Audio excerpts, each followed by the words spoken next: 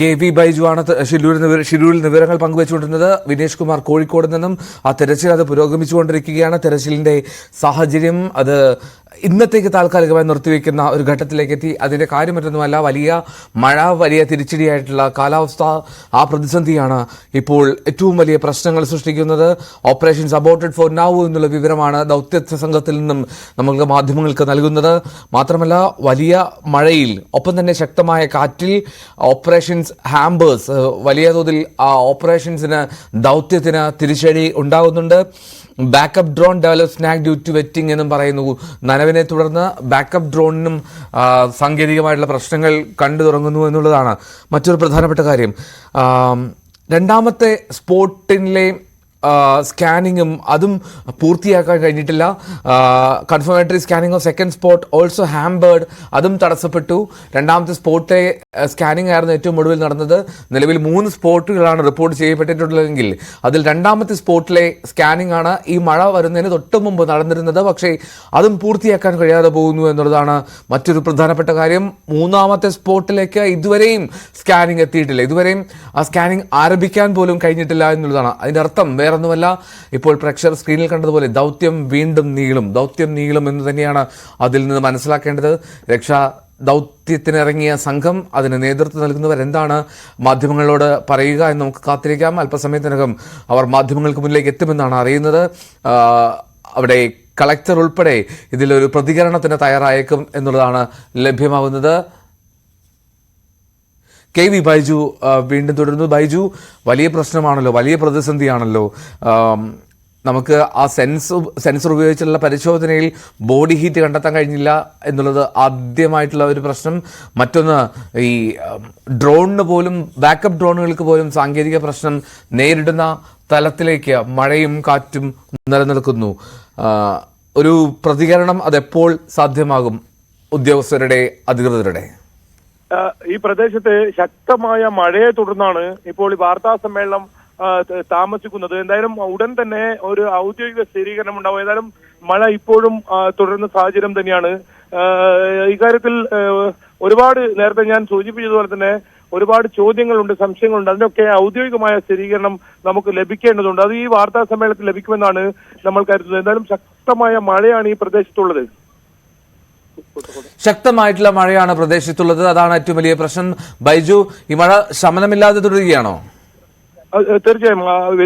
നമ്മൾ നേരത്തെ കണ്ട പോലെ ശക്തമായ കാറ്റും മഴയും ഒരേ സമയത്ത് മണിക്കൂറുകളോളം ഒരുപക്ഷെ നീണ്ടു നിൽക്കുന്ന ഒരു അവസ്ഥയാണ്. അത്തരത്തിൽ എന്തായാലും വാർത്താ സമ്മേളനം ഉടൻ തന്നെ ഉണ്ടാകും. അതിലാണ് നമ്മൾ പ്രതീക്ഷയുള്ളത്. ഈ തെരച്ചിലുമായി ബന്ധപ്പെട്ട നമുക്ക് കൂടുതൽ കാര്യങ്ങൾ ഇവിടെ നിന്നും ഇപ്പോൾ ജനപ്രതിനിധികൾ ആരും തന്നെ ഇങ്ങോട്ട് വന്നിട്ടില്ല. ഒരു പക്ഷേ ജനപ്രതിനിധികൾ ഉൾപ്പെടെ ഈ വാർത്താ സമ്മേളനത്തിൽ ഉണ്ടാകുമെന്നാണ് നമുക്ക് മനസ്സിലാക്കാൻ സാധിക്കുന്നത്. അങ്ങനെയാണെങ്കിൽ എ.കെ.എം. അഷ്റഫ് എം.എൽ.എ. ഉൾപ്പെടെയുള്ളവർ ആ പ്രദേശത്തുണ്ട്. അവരും ഈ വാർത്താ സമ്മേളനത്തിൽ ഉണ്ടാകുമെന്നാണ് നമുക്ക് മനസ്സിലാക്കാൻ സാധിക്കുന്നത്. അതായത് കേരളത്തിൽ നിന്നുള്ള ജനപ്രതിനിധികൾ ഉൾപ്പെടെ ആ സംഘത്തിനൊപ്പം ഉണ്ടാകുമെന്ന് കരുതുന്നു. ഈ എം കെ രാഘവൻ എം.പിയും ഒപ്പം കെ.എം. അഭിജിത്ത്, ഒപ്പം എ.കെ.എം. അഷ്റഫ്, സച്ചിൻ ദേവ്, ഇവരെല്ലാവരും തന്നെ ആ സ്പോട്ടിൽ തന്നെ നിലനിൽക്കുകയാണോ? തീർച്ചയായും ഇപ്പോൾ അവർ ആ സ്പോട്ടിലുണ്ട്. അവരും ജില്ലാ പോലീസ് മേധാവി, അതുപോലെ തന്നെ കളക്ടറോടൊപ്പം ഈ വാർത്താ സമ്മേളനത്തിൽ ഇവിടെ എത്തുമെന്നാണ് നമ്മൾ പ്രതീക്ഷിക്കുന്നത്. ഇപ്പോൾ ആ സ്ഥലത്തു നിന്ന് തന്നെയാണ് അവരെല്ലാവരും ഉള്ളത്. ഒരു തീരുമാനം നമുക്ക് ഇപ്പോൾ അവിടെ നിന്നും അറിയാൻ സാധിക്കുന്നില്ല. ഏതായാലും ഇപ്പോൾ തിരച്ചിൽ ഇപ്പോഴും നിർത്തിവെച്ച ഒരു സാഹചര്യം തന്നെയാണ് ഉള്ളത്. ഇന്നത്തേക്ക് പൂർണ്ണമായി നിർത്തിവെച്ചു, അതല്ല രാത്രി തെരച്ചിൽ ഉണ്ടാകുമോ എന്നൊക്കെ കാര്യങ്ങളിൽ ഒരു വ്യക്തത വരാറുണ്ട്. അതൊക്കെ ഈ വാർത്താ സമ്മേളനത്തിൽ ലഭിക്കുമെന്ന് തന്നെയാണ് നമ്മൾ കരുതുന്നത്. എന്തായാലും വലിയ തോതിലുള്ള ഒരു നമ്മൾ പ്രതീക്ഷിച്ചിരുന്ന തരത്തിലുള്ള വിവരങ്ങളൊന്നും അല്ലെങ്കിൽ അത്തരത്തിലുള്ള ഒരു വാർത്തകളൊന്നും ഇന്ന് ഇല്ല. ഒരു നിരാശയാണ് നമുക്ക് ഏതായാലും ഇവിടുന്ന് അനുഭവപ്പെടുന്നത്. അത്തരത്തിലുള്ള പ്രതീക്ഷിക്കുന്ന പോലുള്ള ഒരു വിവരം നമുക്ക് ഇതുവരെ ലഭിച്ചിട്ടില്ല. അതാണ് പ്രധാനപ്പെട്ട കാര്യം. ഈ തെരച്ചിൽ അത് ഇന്നത്തേക്ക് നിർത്തിവെച്ചതാണോ അതോ താൽക്കാലികമായിട്ടുള്ള നിർത്തിവെക്കലാണോ എന്നുള്ളതിൽ പോലും ഒരു വ്യക്തത നമുക്ക് ലഭിച്ചിട്ടില്ല, മാധ്യമങ്ങളോട് അറിയിച്ചിട്ടില്ല. പക്ഷേ നിലവിലത്തെ സാഹചര്യത്തിൽ അവിടെ തെരച്ചിൽ നടക്കുന്നില്ല എന്നുള്ളതാണ്. കാരണം അത്രമാത്രം ശക്തമായിട്ടുള്ള മഴയും കാറ്റുമാണ്, വലിയ പ്രതിസന്ധിയാണ്. നദിയിലെ, ഗംഗാവലി നദിയിലെ ജലത്തിന്റെ അളവ്, അതിൽ ഉയർച്ച വന്നിട്ടുണ്ട്, ജലനിരപ്പ് ഉയരുന്നുണ്ട്. മറ്റൊന്ന് അതിശക്തമായിട്ടുള്ള കുത്തിയൊഴുക്കാണ്. അടിയൊഴുക്ക് അതിഭീകരമാണ്. ഒരു തരത്തിലും ഡൈവിംഗ് സംഘത്തിന് അങ്ങോട്ടേക്ക് എത്താൻ കഴിയാതെ പോകുന്നു. അതുകൊണ്ട് തന്നെയാണ് ഡൈവ് ചെയ്യുക എന്നുള്ള തീരുമാനത്തിൽ നിന്ന് നേവി നാവിക സംഘം സ്കൂബ ഡൈവേഴ്സ് അവർ പിന്മാറിയതും. പക്ഷേ ഇപ്പോഴും അനന്തമായി നീളുന്നു ആ കാത്തിരിപ്പ് എന്നുള്ളതാണ് ഏറ്റവും ദുഃഖകരം. KV ബൈജു ആണ് ഷിരൂരിൽ നിന്നും തുടരുന്നത്. ബൈജു, ഈ ബൂം എക്സ്കവേറ്റർ അത് ഒരെണ്ണം കൂടി എത്തിച്ചിരുന്നു, ക്രെയിൻ സംവിധാനം അവിടെ എത്തിച്ചിട്ടുണ്ട്.